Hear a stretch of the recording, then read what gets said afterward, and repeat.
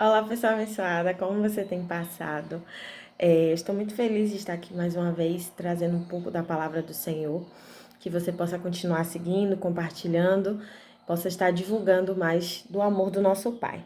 Eu gostaria de ler aqui em Jeremias 29, no seu versículo 11, que diz: Porque eu bem sei os pensamentos que penso de vós, diz o Senhor, pensamentos de paz e não de mal, para vos dar o fim que esperais. É tão linda essa palavra quando a gente ouve que o nosso Deus ele tem pensamentos a nosso respeito. Ou seja, ele tem propósitos para a nossa vida. E é bom quando a gente pensa que estava ouvindo uma pregação muito boa que estava dizendo assim: Deus tem um propósito e o processo é nosso. E muitas vezes a gente acha que o processo está doendo, que o processo está difícil, que o processo é impossível de passar. E Deus ele está dizendo: lá na frente eu tenho algo para você, eu tenho uma coisa para você. Mas o processo você precisa passar. Quando a gente faz uma faculdade, que a gente quer uma profissão, a gente não vira profissional do dia para a noite. A gente passa anos estudando, fazendo a parte teórica, a prática, para poder ser um profissional. Só que acontece que esse processo leva dias, leva meses, leva anos, e a gente precisa passar para no final a gente receber a nossa vitória. E assim a gente pode usar de exemplo. Deus, ele diz: Eu tenho um propósito para você. Ele usa vasos, ele fala ao seu coração, ele diz de diversas formas o que ele tem para sua vida.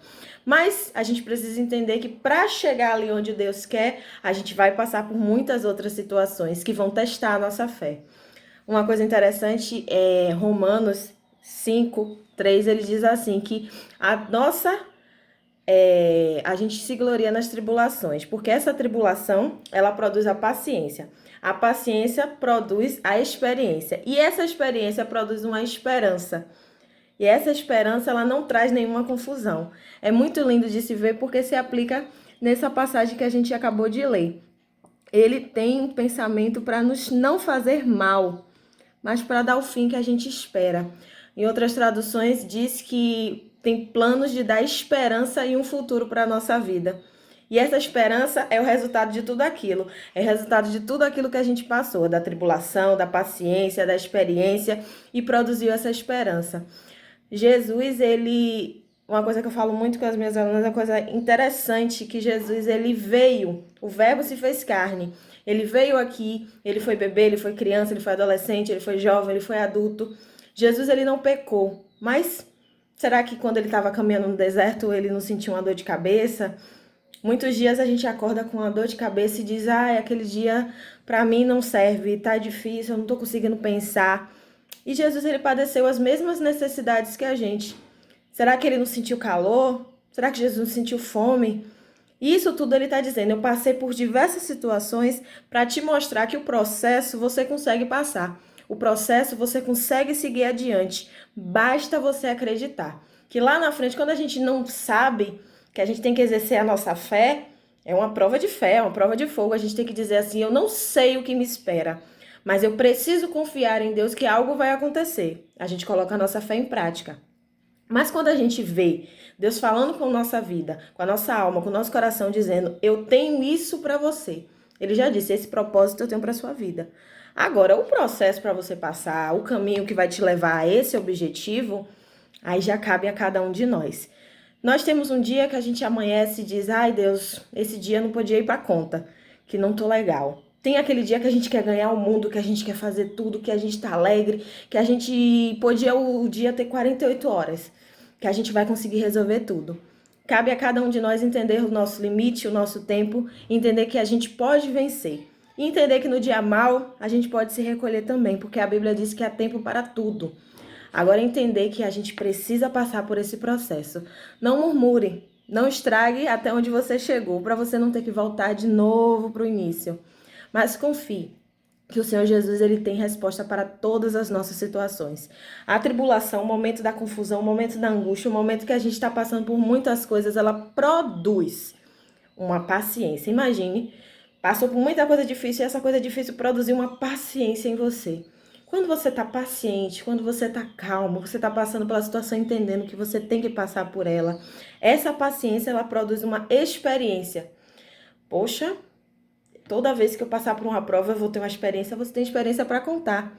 Lá na frente, eu passei por umas situações na minha vida que hoje eu entendo por que eu passei. E Deus, ele tem um porquê pra tudo, um pra quê pra tudo. Você não entende hoje, mas lá na frente você vai ver por que você passou por tal situação na sua adolescência, na sua juventude. Você vai entender o porquê Deus permitiu muitas vezes aquela dor. A nossa alma é feita para curar outras almas e nós precisamos enxergar o propósito de Deus em tudo.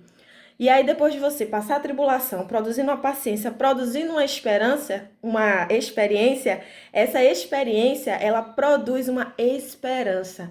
A esperança não traz confusão. Quando você tá perto da esperança, é como se você já tivesse assim, ó. Porque tem um dia que a gente acorda e fala assim, olha, minha bênção tá ali. Eu tenho fé que tá chegando. Tem dia que a gente olha assim, meu Deus, ainda tá tão longe de chegar. Mas tem aquele dia que a gente pode vencer e dizer, tá tão longe, mas eu creio que Deus é fiel e Ele falou comigo e essa bênção vai chegar. Eu acho que quando a gente bota a nossa fé em prática, a gente pula assim uns 10 dias para chegar mais perto da nossa bênção. Então, irmãos, que a gente possa entender que tudo aquilo que o Senhor Jesus ele tem para a nossa vida são planos de nos fazer feliz, são planos de paz, são planos que nos dão um futuro. Imagina, Ele é nosso Pai. A gente precisa, como nós temos um amigo íntimo, como a gente tem a intimidade, o nosso relacionamento com alguém próximo, com o nosso pai, a gente tem que ser com Deus. Poxa, Deus está falando com você. Eu tenho um plano de bênção para a sua vida, um plano de paz.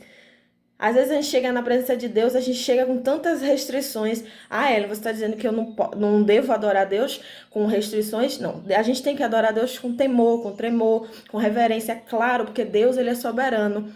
Mas como você chega com um amigo íntimo, você chega aberto.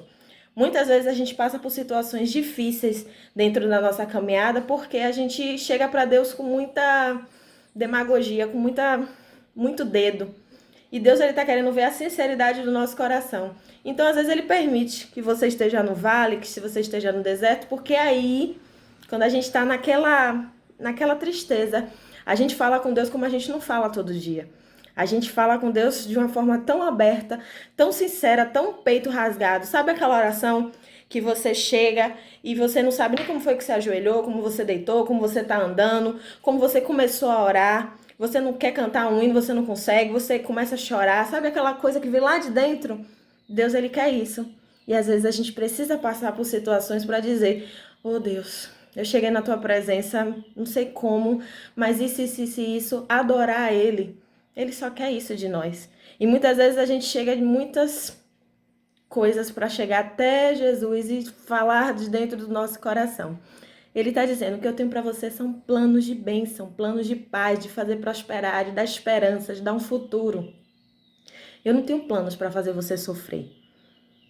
Ele, mas eu estou sofrendo. Você está passando um processo. O processo é nosso. Deus, ele permite para ver a nossa sinceridade. Mas o processo é nosso. Se a gente conseguir passar por isso, o propósito ele já lançou, ele já disse qual é. A gente precisa pegar todas as promessas que o Senhor Jesus nos fez e ter esperança. Já passa a tribulação, já passa a paciência, já passe a experiência, chegue na esperança, chegue no lugar que não produz confusão. É impossível essa bênção, minha irmã, de você ganhar isso aí que Deus tem pra você, é impossível. Não, não é impossível. Se Deus disse que vai te dar, seu amigo, seu melhor amigo tá dizendo, eu vou te dar, seu pai tá dizendo, eu vou te dar, você vai desconfiar? Você não vai duvidar, você vai crer. Se ele disse que vai te dar, ele vai te dar. Não importa o quão impossível seja. Às vezes a gente passa por uma situação, aí quando a gente vai passar por outra, a gente fala, meu Deus, aquela situação era impossível, mas essa aqui realmente é impossível. Eu acredito que, às vezes a gente é incrédulo.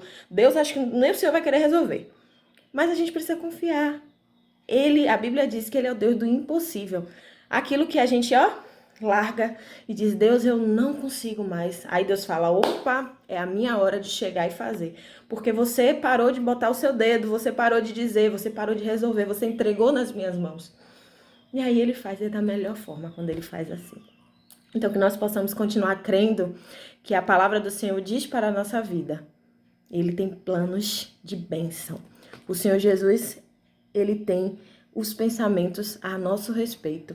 Pensamentos de paz e não de mal, para dar o fim que a gente espera. Deus, ele não tem um pensamento de mal para a sua vida, meu irmão. Não duvide disso nunca. Ele tem um pensamento de paz, de vida, de bênção. Receba tudo que o Senhor Jesus tem para a sua vida e não pare no processo. Amém.